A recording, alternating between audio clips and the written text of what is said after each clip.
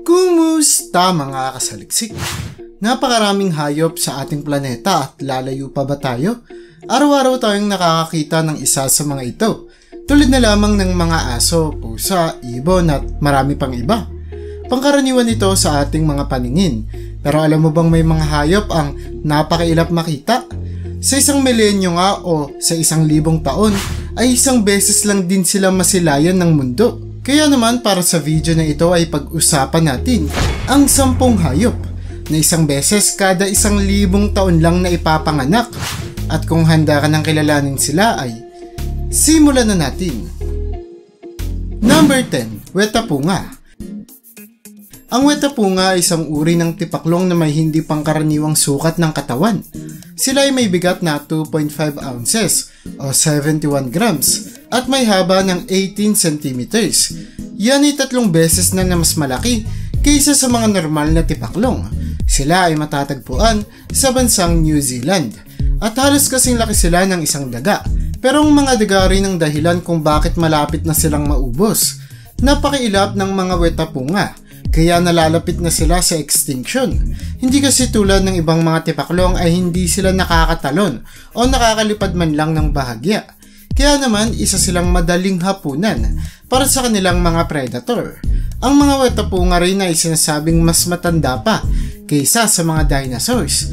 Ang katunayan nito ay ang mga fossils nila na natagpuan na may halos 170 milyong taon na ang tanda.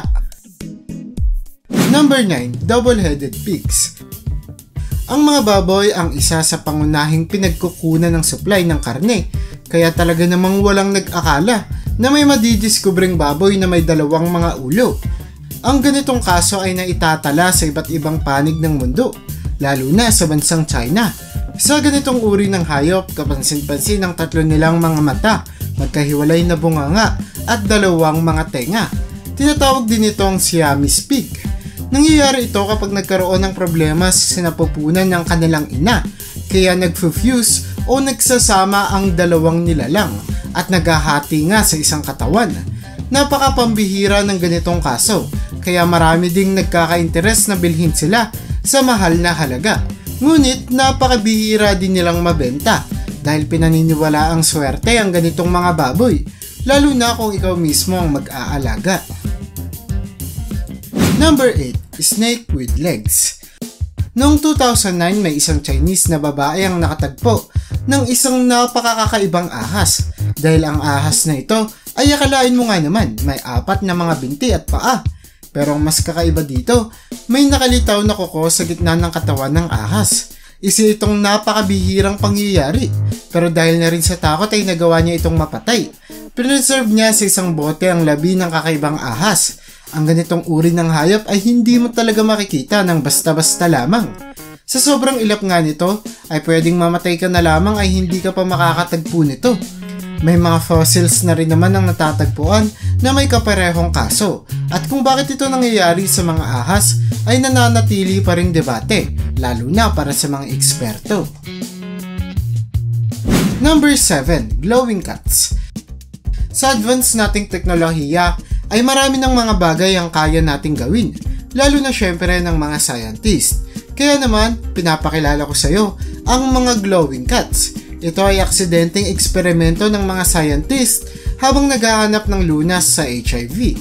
Nang sinubukan kasing turukan ng mga scientist sa Mayhem Clinic sa Rochester noong 2011 ng mga pusa ng isang uri ng gene na kung saan ay malalabanan nito ang felon form ng AIDS. Bukod dito ay sinubukan din nilang turukan ng mga pusa ng isang uri ng gene na nakapagpo-produce ng fluorescent protein na tinatawag na GFP. Ang protein ito ay nakikita rin sa mga jellyfish.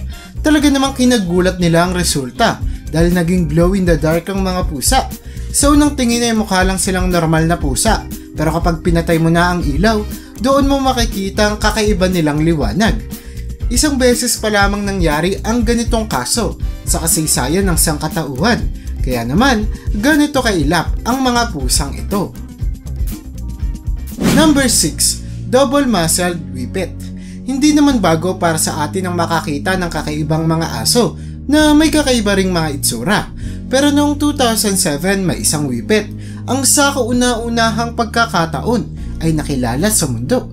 Siya ay si Wendy at hindi tulad ng iba niyang kalahi, may dambuhala siyang katawan at malalaking mga muscles. Tumitimbang siya ng 60 pounds at yan ay doble kumpara sa mga normal na whippet. Ang kondisyon niyang ito ay tinatawag na Woolly Whippet Syndrome. Nakikita rin kasi ang ganitong mutation sa mga baka. Ang genetic syndrome na ito ay resulta ng dalawang depektibong kopya ng myostatin gene. Dahil dito, nagkakaroon ng double muscling ang may-ari ng katawan ng naaapektuhan nito. Nang dahil din sa kakaiba niyang katangian na wala kay Wendy ang bilis sa pagtakbo na pangkaraniwan pa namang makikita sa mga katulad niyang whippet. Iba man ang itsura ng asong ito, pero ang kanyang pag-uugali ay tulad pa rin naman sa mga normal na aso. At sinasabing ilang daang taon pa bago tayo ulit makatagpo ng ganitong uri ng napakailap na aso na may napakailap din na genetic mutation. Number 5. Croc Buffalo. Ang nilalang na nakikita mo ngayon ay isang kakaibang kaso ng tila ba hybrid ng isang buwaya at buffalo. Tinatawag ito ng marami na croc buffalo o hindi naman kaya ay buffalo gator. Ayon sa mga residente sa isang village sa Thailand, noong 2015 ay nanganak daw ang isang buffalo ng kakaibang nilalang na ito. Noong unang panganak naman daw ng buffalo ay normal ang kanyang nilabas na mga supling. Kaya naman nagkaroon ng mga teorya na maaari daw na nakipagtalik ang nanay na buffalo sa isang buwaya. Sa itsura ng batang buffalo na ito, makikita ang katawan na pang buffalo pero ang kanyang mga balat ay tila ba kaliskis at balat ng mga buwaya. Sa kasamang palad ay agad ding namatay ang batang buffalo pero pinaniwalaan ito ng mga residente sa lugar bilang swerte. Ngunit ayon sa mga scientist, maaaring nagsuffer ng isang skin disorder ang batang buffalo habang ito ay nasa sinapupunan pa lamang. Kahit ano pa man ang paliwanag sa kakaibang kondisyong ito, iisa lang ang malinaw na isa itong nilalang na isang beses kada 1,000 taon mo lang makikita. Number 4. Golden Seahorses.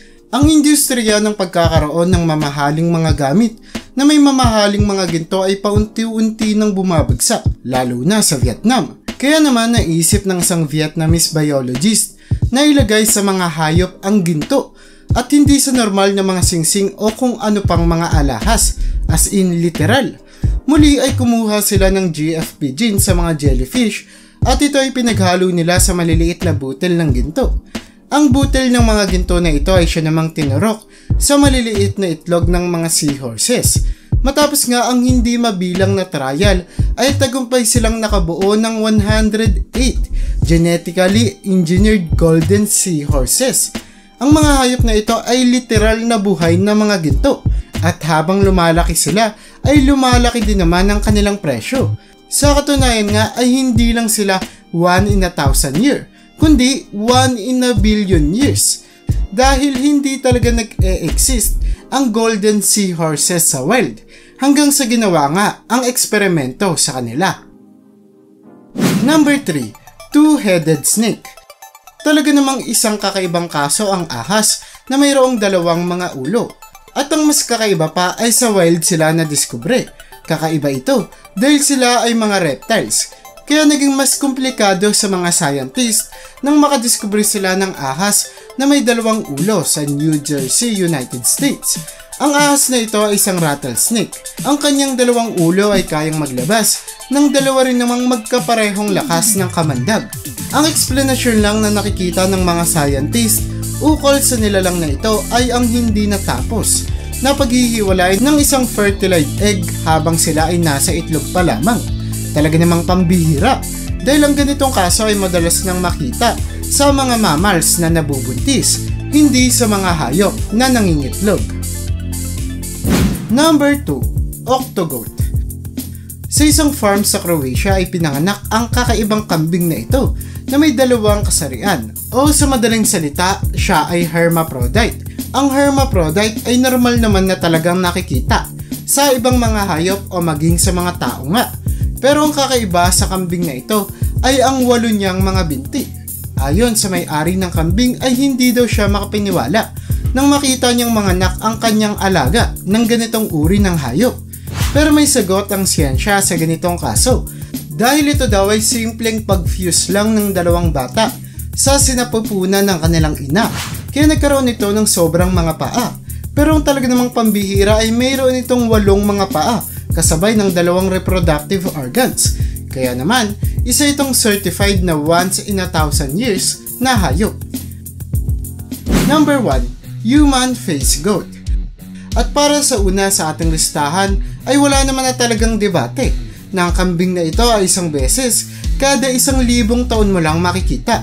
Sa kakaibang itsura niya kasing ito na tila ba mayroon siyang galit na ekspresyon tulad sa isang tao.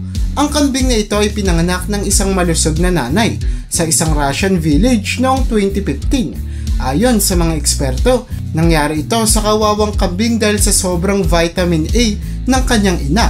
At may eksperto ding nagsasabi na ito ay kaso ng cyclopia.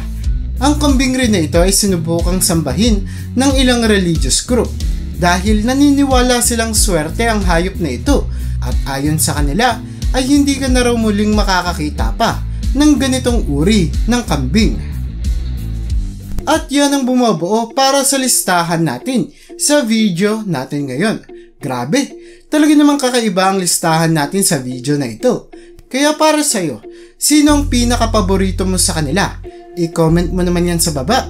At hanggang dito na lang muna ang aking bahagi. Hanggang sa muli mga kasaliksik, maraming salamat sa panonood. See you in my next vid.